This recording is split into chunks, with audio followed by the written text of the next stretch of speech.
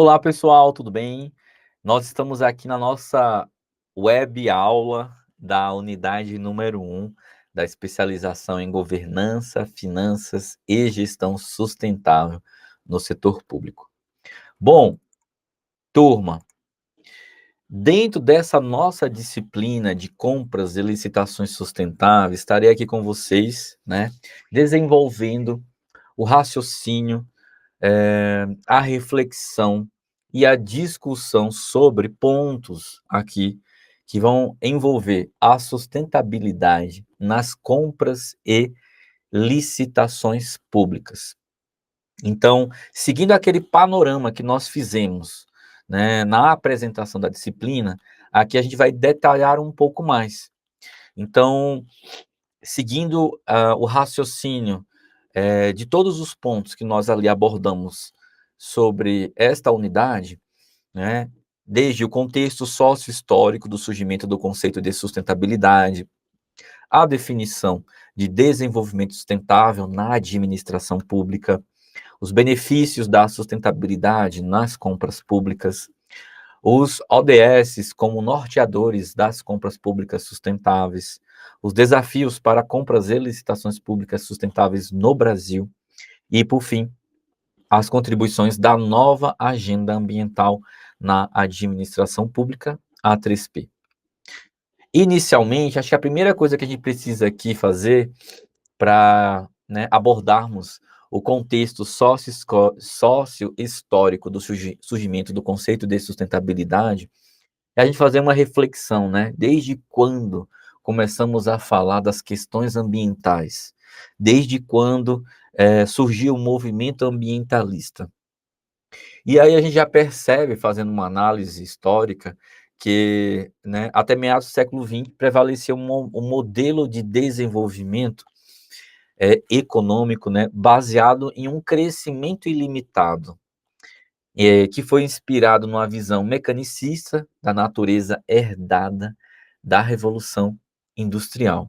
Então, de lá para cá, a gente vem seguindo o modelo de sempre prezar pelo crescimento econômico a todo custo, né? Mas nós sabemos que há limites para a natureza, há limites para a resiliência, né, do ecossistema, há limites, né, da disponibilidade de recursos naturais, e nós sabemos que eh, nós não estamos diante de uma fonte inesgotável, ou seja, nós estamos diante de recursos que são esgotáveis.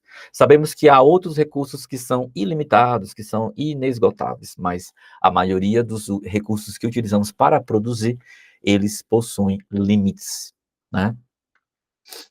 Bom, existe uma obra, né, que foi publicada em 1962, que é da Raquel Carson, que é Primavera Silenciosa, que é um marco geral, inclusive é um marco muito grandioso para o movimento ambientalista.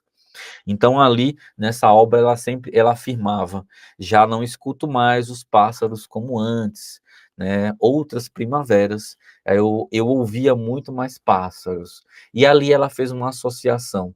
Por quê? Com maior nível de industrialização, houve maior nível de poluição.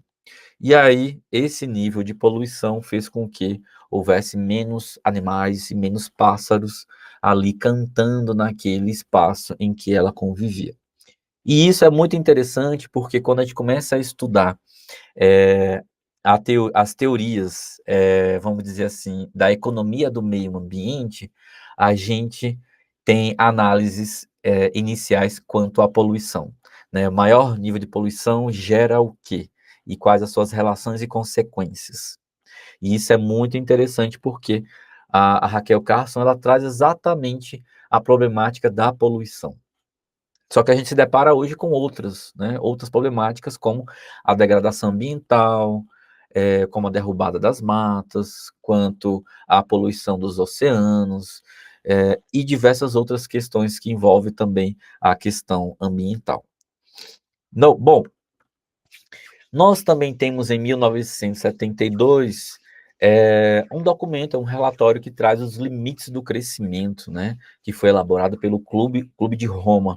Então, ali ele traz algumas questões de reflexão para nós, quanto às limitações que nós temos, né, no sentido econômico da coisa. E aí isso faz até um link com o primeiro item, né, porque importante frisar, se a gente pegar um livro de economia tradicional, ele vai trazer para a gente, no primeiro capítulo, de fato, ele vai trazer que os recursos na economia, o estudo da economia se baseia pela escassez dos recursos. Então, a economia tende a alocar de forma mais equilibrada, né, os recursos. Só que quando a gente vai fazer uma análise do fluxo circular da renda, né, se faz um fluxo contínuo e fechado, apenas considerando a renda. E ali a teoria econômica não lembrou, a teoria econômica clássica, né, não lembrou de incluir que há outros recursos que são também inseridos nesse processo de produção, que não é um fluxo financeiro e não é uma renda, e ele apoia ao desenvolvimento da economia. Então, ele é muito além daquele fluxo singular da renda.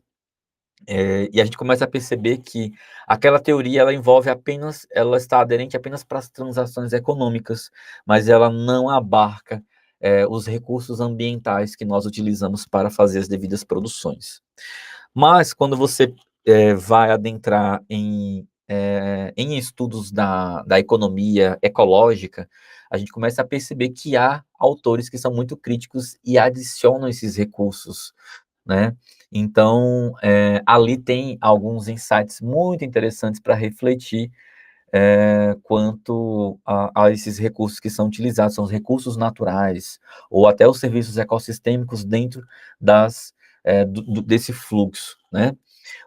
Tem um autor espanhol que é o Martins Allier, que ele traz muito essa ideia. E também nós temos um professor, um falecido professor, né, que foi professor emérito da UNB, que é o professor Charles Kurt Miller, que ele também, em sua obra, A Relação da Economia com o Meio Ambiente, ele traz essa crítica, ele também traz aí uma nova proposta de análise, de discussão da relação, né, do meio ambiente com a economia. Então, ali ele desenvolve muito bem e ele amplia a ideia desse círculo, desse fluxo circular, incluindo que a biosfera é um sistema muito maior do que esse fluxo circular da renda, e ele afirma que, na verdade, o sistema ele é aberto, né? O sistema não é fechado. Por isso que ele traz aí uma grande contribuição nessas discussões que são abordadas em sua obra.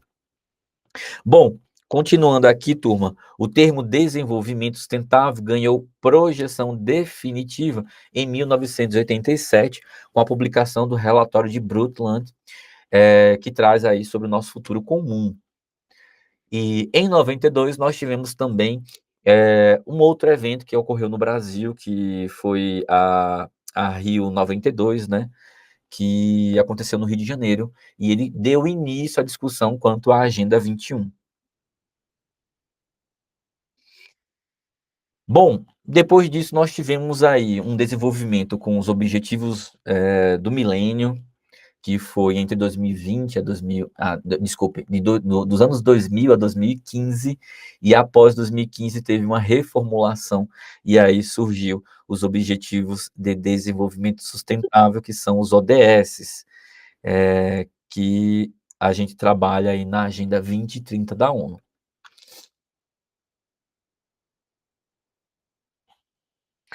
Vamos aqui para a próxima.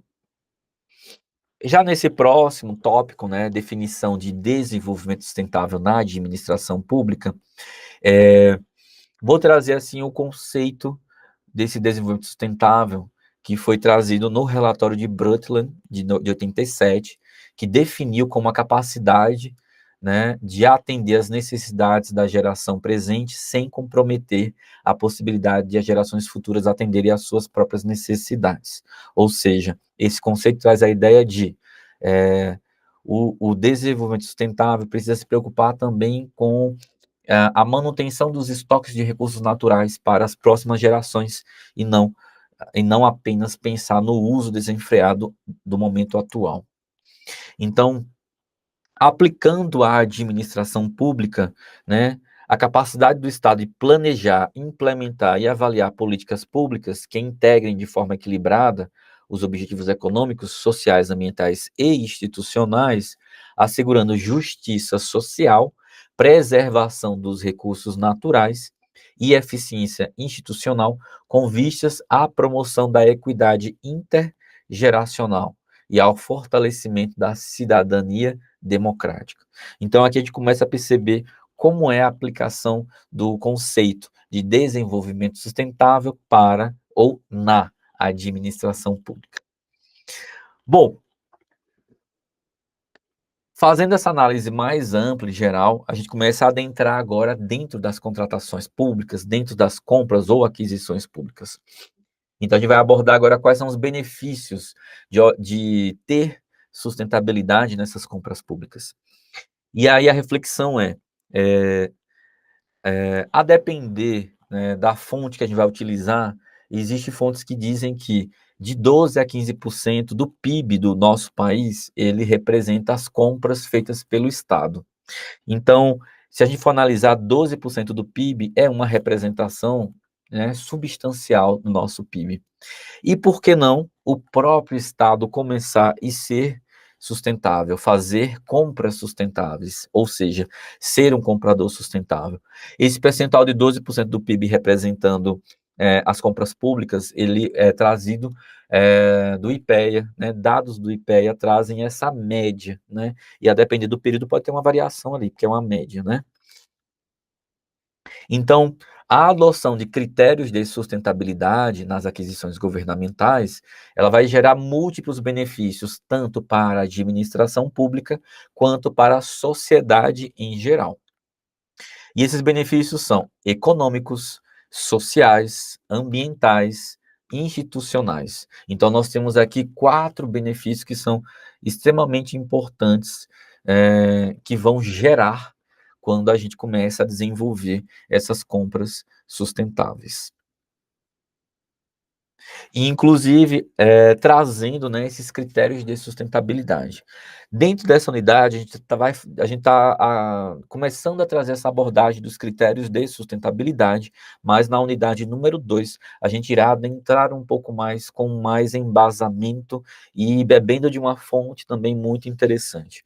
Há alguns artigos científicos e há também livros, né, muito interessantes, e aí eu vou destacar neste momento um, mas vou trazer outros exemplos também, mas há o livro de Critérios de Sustentabilidade, que é do autor André Trajano, que é um livro muito interessante, e há também artigos científicos dele para a gente fazer leituras e análises, e na unidade número 2 a gente vai se aprofundar fazendo a leitura e a reflexão desses textos. Bom, os ODS, como norteadores das compras públicas sustentáveis, né, esse é um ponto também muito importante, porque a Agenda 2030, ela deve ser aderente a todas as atividades de empresas, governos, sociedades, e as instituições como um todo. Então, os ODS, eles constituem a principal agenda global para o desenvolvimento humano sustentável no século XXI. Então, eh, se as ações geradas por qualquer pessoa ou organização estiverem aderentes aos ODS, a gente vai conseguir atingir todas as metas que foram estabelecidas.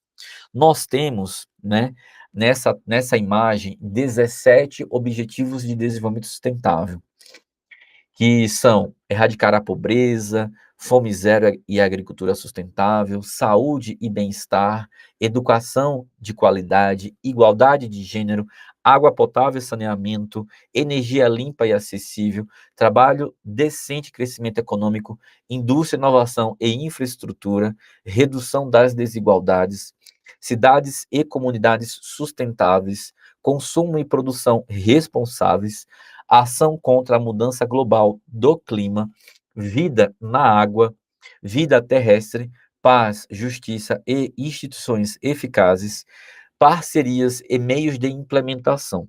E aí eu vou adicionar que nós temos já, na verdade, um novo ODS, que é o ODS número 18, que é quanto à equidade étnico-racial, que ele não está aqui nessa imagem, mas ele existe e ele já está sendo aplicado no âmbito do Brasil. Tá? Então, nós temos hoje 18 ODS a serem analisados, estudados e aplicados.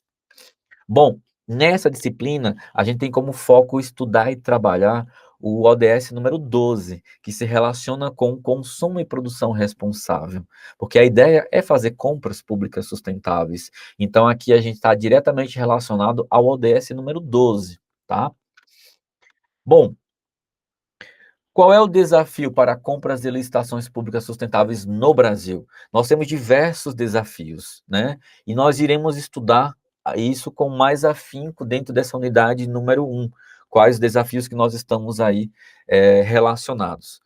E aí, para a gente começar essa discussão, né, a implementação de compras e licitações sustentáveis no Brasil encontra entraves significativos que limitam sua efetividade.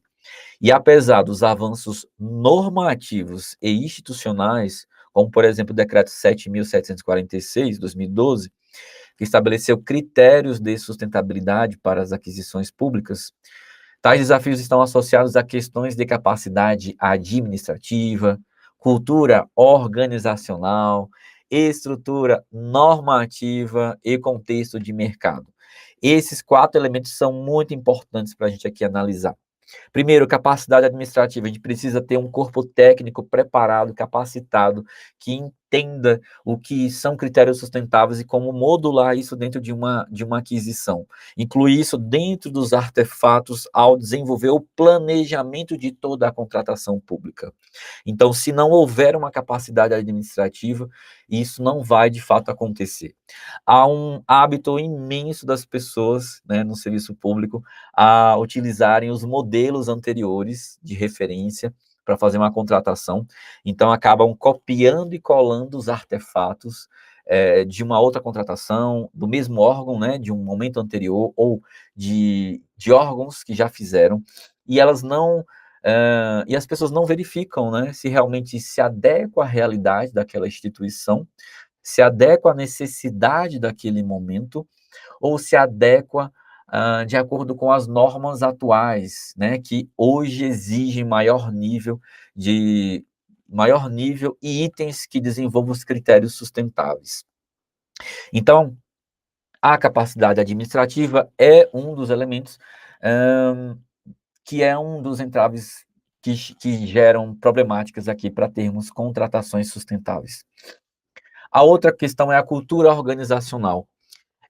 Há uma cultura muito de dar continuidade, a fazer igual, a utilizar aquela síndrome da Gabriela, que muitas pessoas se utilizam dela, e falam bem assim: não vou mudar nada, né? Eu quero desenvolver como sempre foi feito, não quero mudar nada.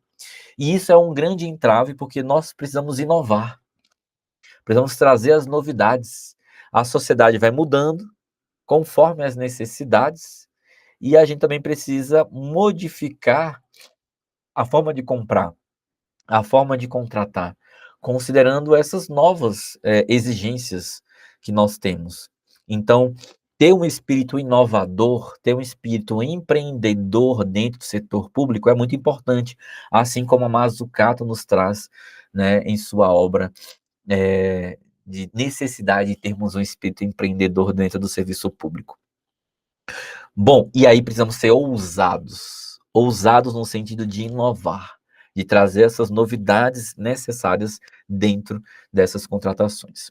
Na sequência, temos também estrutura normativa. Nós temos tantas normas, tantas leis, tantos decretos, tantas portarias, tantos guias e manuais, que isso acaba trazendo aí uma dispersão, né, dos conhecimentos e das exigências. Então, a estrutura normativa é muito ampla, né? Tem muita legislação que fala da questão ambiental, que fala também sobre contratações sustentáveis. E isso também é um desafio grandioso para aqueles que estão no serviço público para consolidar, sintetizar e aplicar aquilo que é necessário. E uma outra questão é o contexto do mercado, pessoal. Por quê? a gente se depara ainda com um mercado muito tradicionalista. Ao procurar produtos e soluções sustentáveis, a gente percebe que há muita pouca oferta dessas, vamos dizer assim, dessas soluções sustentáveis, seja um produto ou um serviço. E aí a gente fica refém desses poucos, e utilizando os pressupostos da teoria econômica. Quanto menor a oferta, né, de um elemento, né, um elemento sustentável, de um item, um produto ser sustentável, vai tender a ter menos concorrência e maior o preço. Então a gente se depara de uma questão de mercado que é problemática. E, bom, mas querendo ou não, nós, como servidores públicos e compradores públicos, nós precisamos também induzir o mercado, dizer ao mercado que nós queremos comprar um produto sustentável e fazer com que o próprio mercado se ajuste à nossa necessidade. Isso é muito importante, né? Nós precisamos ser inovadores, mudar a nossa cultura organizacional, trazendo essa ousadia e publicizando a ideia de que estamos no momento de mudanças de paradigma e que precisamos ter novos produtos e serviços disponibilizados pelo mercado, atendendo às necessidades atuais.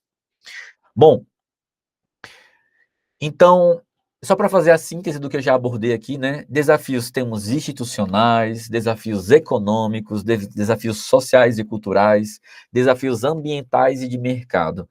E é uma síntese. Acabou que eu fiz aqui já o apanhado geral com esses 4 elementos acima, falando sobre os desafios para compras e licitações públicas sustentáveis no Brasil. Bom, turma, agora eu vou aqui abordar, né, sobre o último ponto dentro da nossa unidade número 1, que refere-se às contribuições da nova administração, desculpe, da nova agenda ambiental na administração pública, que é a A3P, que está muito relacionado com as compras públicas sustentáveis também.